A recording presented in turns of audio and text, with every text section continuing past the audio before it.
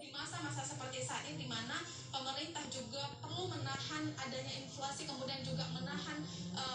pertumbuhan ekonomi supaya tetap baik, ini adalah ekonomi syariah menjadi salah satu pintu untuk bisa menggerakkan perekonomian di tingkatan pesantren, juga di beberapa sektor ekonomi syariah lain yang juga turut bergerak di sana. Jika kita melihat industri halal food kita juga menjadi industri halal food halal nomor 2 di dunia setelah Malaysia, ini menjadi salah satu potensi yang patut digerakkan supaya UKM yang mampu memproduksi beberapa produk-produk makanan misalnya bisa diwadahi oleh beberapa sektor yang di sana sudah dibentuk oleh Bank Indonesia dan juga beberapa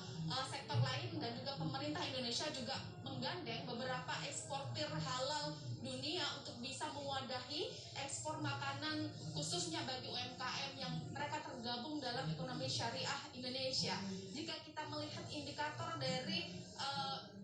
Islamic Global Economic, ini Indonesia berada di posisi 4, Daniar. Ini menjadi hal yang patut kita banggakan tentunya, atau patut menjadi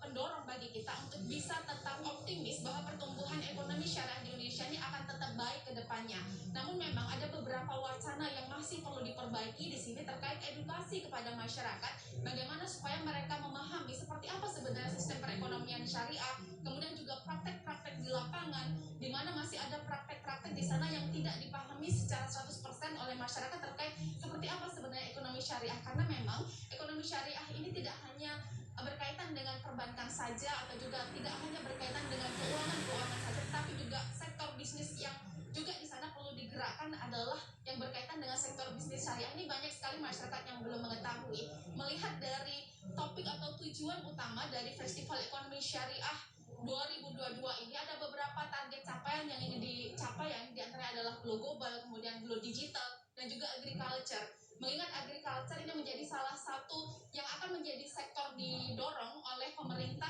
adalah sektor pertanian tentunya, kemudian juga sektor agriculture lainnya seperti salah satunya adalah rempah. Mengingat Indonesia pernah menjadi negara penghasil rempah terbesar dunia, maka diharapkan sektor-sektor bisnis syariah ini mampu kembali menggerakkan lumbung-lumbung rempah di Indonesia untuk menjadi salah satu sektor agriculture yang bisa menumbuhkan pertumbuhan perekonomian di Indonesia, tidak hanya di sektor pertumbuhan ekonomi syariah tetapi juga di sektor pertumbuhan ekonomi secara global.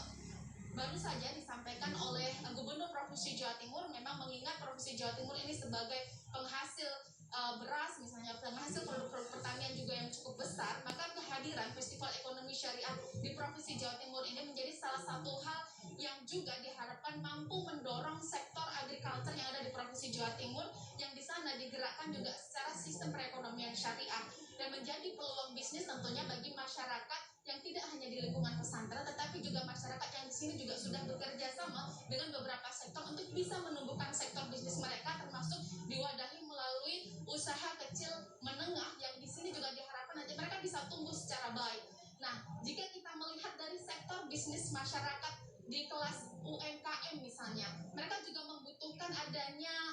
kurasi. Ini kenapa Bank Indonesia juga mewadahi UKM-UKM ini untuk bisa dilakukan kurasi supaya produk-produk mereka nanti mampu diwadahi untuk diekspor secara bersamaan, sehingga ada joint export gitu dari beberapa perusahaan yang sudah bekerja sama dengan Bank Indonesia dan juga dengan pemerintah Indonesia untuk bisa mewadahi produk-produk halal UMKM ini supaya bisa go global. Kemudian mereka yang tidak mengerti bagaimana cara mengoperasikan digital atau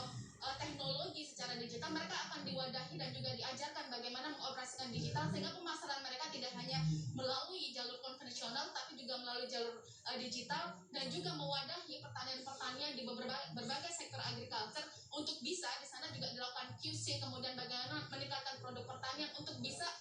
dikemas secara modern, kemudian juga dikirimkan ke beberapa negara seperti misalnya peternakan sapi, kemudian juga penghasil buah seperti mangga yang berada di Lamongan, dan juga penghasil apel yang ada di Malang. Ini diharapkan bisa digerakkan untuk bisa go global secara agriculture di Indonesia dan khususnya untuk Provinsi Jawa Timur. Daniel. Oke, baik.